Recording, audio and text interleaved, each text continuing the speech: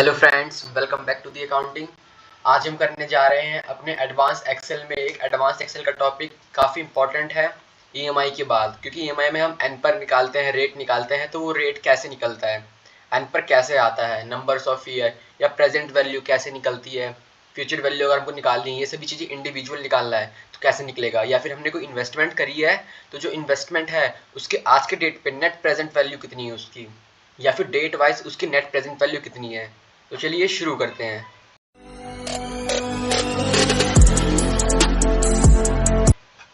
तो सबसे पहले देखिए यहाँ पर फ्यूचर वैल्यू के लिए कि मीन्स जो हमारी अब फ्यूचर वैल्यू अक्सर उनके लिए निकलता है जैसे कि हमने कोई प्रीमियम ले रखा है, एलआईसी प्रीमियम ले रखा है, इंश्योरेंस प्रीमियम ले रखा है, तो वहाँ पर यूज़ होता है फ्यूचर वैल्यू निकालने के लिए। F V is equal to करने के बाद अब सबसे पहले रेट मांग रहा है कि मतलब कि हमने जो प्रीमियम ले रखा है, इन्वेस्टमेंट करी है छोटी मोटी सी, उस पर हमको rate of interest per year ये मिलेगा। अब यहाँ ध्यान रखना, यहाँ पर ईयर है। जो हमने ईएमआई करा था अपने लास्ट टॉपिक में, अगर आपने वीडियो नहीं देखी तो देख सकते हैं आप, लिंक डिस्क्रिप्शन में मिल जाएगा। तो उसमें हमने डिवाइड पर 12 करा था, बिकॉज वो हम पर मंथ निकाल देते हैं इसलिए। अब एन पर number of years and then उसके बाद प्रेजेंट वैल्यू। अब यहाँ पर देखिए, उसमें हम अपने इन्वेस्टमेंट की वैल्यू मीन्स कोई भी कार हो गया, एसेट्स हो गए, उसकी वैल्यू माइनस डाउन पेमेंट कर देते हैं। बट यहाँ पर जो हमारा ये है प्रीमियम अमाउंट, यही हमारा प्रेजेंट वैल्यू है। एंड देन उसके बाद ब्रैकेट क्लोज, यहाँ पर आंसर आ जाएगा। यहाँ पर भी आपको F2 करके स्टार्टिंग में माइनस लगाना पड़ेगा, जिसकी वजह से प्लस है। ये मीन्स आज के डेट में प्रेजेंट वैल्यू इतनी है 4,40,000, फ्यूचर वैल्यू आगे जाने के बाद 13 साल के बाद इसकी वैल्यू अभी जो 25,000 रुपये है उस पर इंटरेस्ट लग के हमको ये पूरा का पूरा एलआईसी प्रीमियम 4,42,824.57 पैसों में मिलेगा इतनी ईयर्स के बाद। ये बताता है फ्यूचर वैल्यू। और प्रेजेंट वैल्यू ये फ्यूचर वैल्यू की हेल्प से बताता है कि फ्यूचर में अगर हमको इतना मिलने वाला है तो आज के डेट में वैल्यू कितनी है। देखिए फ्यूचर वैल्यू यहाँ पर F V means future value.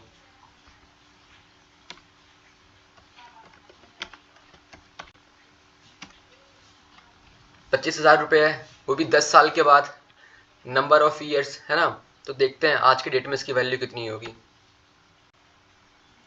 Equal to PV, rate चाहिए हमको।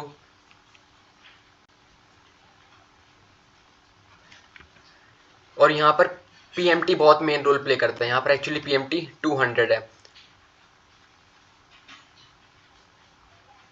अब कहोगे आप सर पीएमटी 200 मतलब कि जो 200 है मीन्स जो हमारी ईएमआई है, ईएमआई इतने मतलब कि अगर हमने यहाँ पर कोई भी इन्वेस्टमेंट कर रखी है, लोन ले रखा है और बता रखा है 10 साल के बाद 25,000 रुपये उसकी वैल्यू हो जानी है। और उसमें ये भी कहा गया है कि हमको हर महीने ईएमआई पे कर।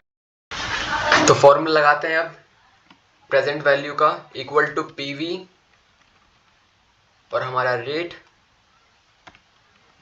कॉमा एन पर number of year comma PMT and then हमारा फ्यूचर वैल्यू। अब आगे स्टार्टिंग में आप पहले से ही माइनस लगा लो, जिससे कि जो माइनस आए वो कैंसिल हो जाए। एंटर करा तो ये आ गया हमारा 12,921.85 पैसे।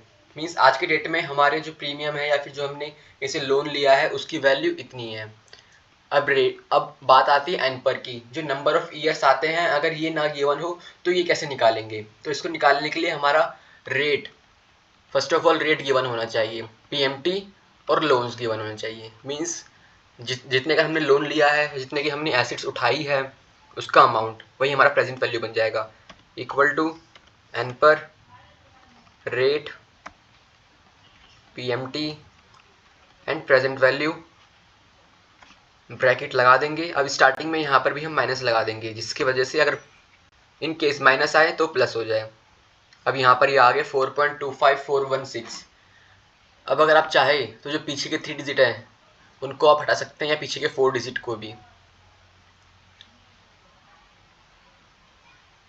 तो ये हो गया 4.3, मीन्स 4 साल 3 महीने में आपको पे करना पड़ेगा। ये पूरा का पूरा जो लोन है आपका 4 साल 3 महीने का ये। अब बात आती है रेट की, कि अगर रेट भी गिवन ना हो तो उसके लिए 3 चीज़ गिवन होनी चाहिए। पहला ईयर, दूसरा पीएमटी और तीसरा लोन। अब कहेंगे सर आपने यहाँ पर माइनस क्यों ले रखा है 200 के आगे, यहाँ पर तो आपने माइनस नहीं लिया था, प्रेजेंट वैल्यू में आपने माइनस नहीं लिया था। बट रीज़न ये है क्योंकि हम रेट निकाल रहे हैं, यहाँ पर हम कंसीडर कर रहे हैं कि हम इतना पे कर चुके हैं ईएमआई। अब जब इतनी हमारी ईएमआई चली गई है तो वो तो ख़त्म हो जाएगा ना, मीन्स हमारा डेबिट हो गया, क्योंकि ईएमआई जो होती है हमारी वो लाइबिलिटी होती है, जब हमने पे कर दिया उतना तो वो डेबिट हो गया। तो इस वजह से अब इक्वल टू रेट का formula number of year PMT and then present value bracket close, ये आ गया। अब यहाँ पर देखो हमने यहाँ पर भी ना माइनस नहीं लिया था, इस वजह से फॉर्मूला के आगे माइनस लेना पड़ेगा। अब 21% मीन्स जो हमारा रेट होगा इस लोन पे, नंबर ऑफ ईयर ये होगा और PMT अगर ये सभी होंगे तो हमारा रेट 21% का होगा। अब आता है बात हमारे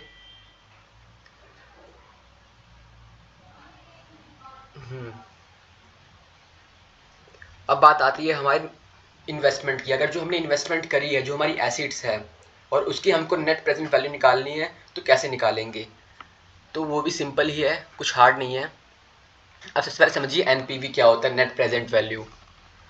जो नेट प्रेजेंट वैल्यू होती है ये डिफरेंस होता है हमारे present cash inflow between present cash outflow. It is the difference between present cash inflow from present cash outflow. जितना हमको प्रेजेंट कैश इनफ्लो हुआ है उसमें से आप प्रेजेंट कैश आउटफ्लो माइनस कर दो तो पता लग जाता है हमको कि आज के डेट में हमारी इन्वेस्टमेंट की प्रेजेंट वैल्यू कितनी है।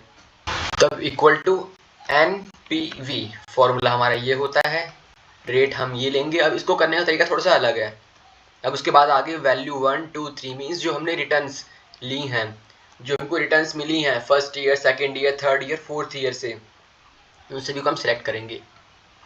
तो हम सिलेक्ट करेंगे सिर्फ फर्स्ट से लेकर फोर्थ तक।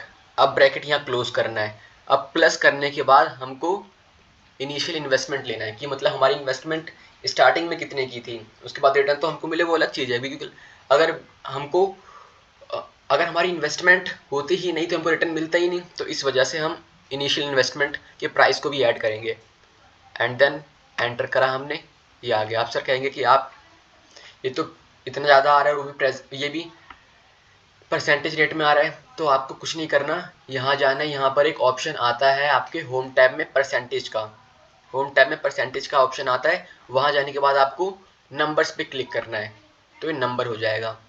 मीन्स आज के डेट में 2240.87 पैसे आपके नेट प्रेजेंट वैल्यू है इन्वेस्टमेंट की। अब उसके बाद आता है हमारा XNPV, ये भी नेट प्रेजेंट वैल्यू ही होता है, बट इसका ये काम होता है कि हमारी ये इन्वेस्टमेंट की वैल्यू बताता है अकॉर्डिंग टू डेट, डेट के अकॉर्डिंग वैल्यू बताए, क्योंकि यहाँ पर डेट मेंशन होगी।